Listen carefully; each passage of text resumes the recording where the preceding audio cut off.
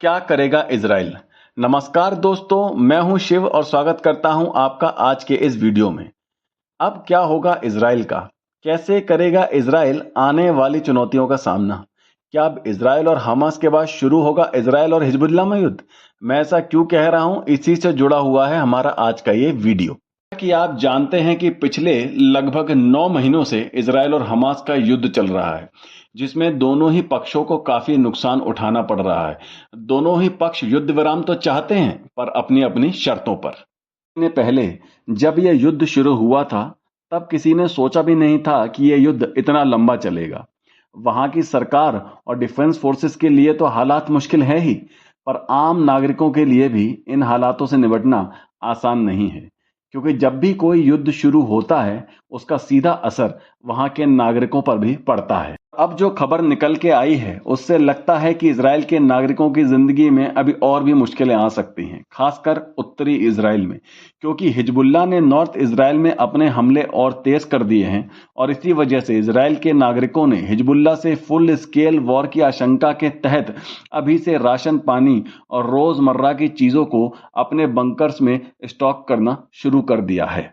Israel में आम नागरिकों के लिए भी बंकर्स बनाए जाते हैं, वहां वो युद्ध के समय छिपकर रह सकें और अपनी जान बचा सकें। और इन बंकर में सारी बुनियादी सुविधाएं तैयार रखनी पड़ती हैं कि जब भी कभी अचानक से युद्ध हो, तो आम लोग बिना कोई वक्त गवाए तुरंत इन बंकरों में जा सकें और जब तक हालात सामान्य नहीं हो जाते, तब तक उन्हीं बुनियादी सुविधाओं के सहारे वो इन बंकरों में जिंदा रह सकें।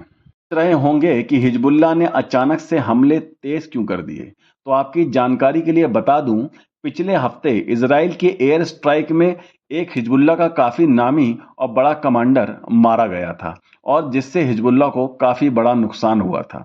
तभी से हिजबुल्लाह ने बदला लेने के लिए इजराइल पर हमले और तेज कर दिए और इजराइल के नॉर्दर्न एरिया में जैसे मानो रॉकेटों की बौछार ही कर दी हो। कहेंगे कि चलो हिजबुल्लाह ने तो रॉकेट स्ट्राइक कर दिया, पर इस पे इजराइल का क्या रिएक्शन है?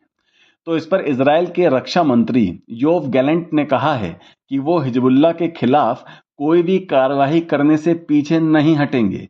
इससे पहले उन्होंने अपनी अमेरिकी यात्रा के दौरान कहा था कि वो लेबनान को पाषाण युग में भेज सकते हैं।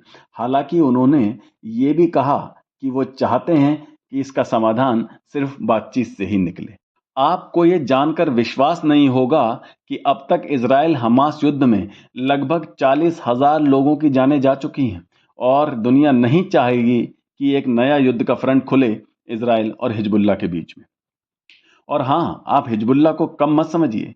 ये हमास से बड़ा ग्रुप है और इनके पास हमास से ज्यादा हथियार, पैसा और रिसोर्सेज हैं और साथ में पर्दे के पीछे से ईरान की बैकिंग भी।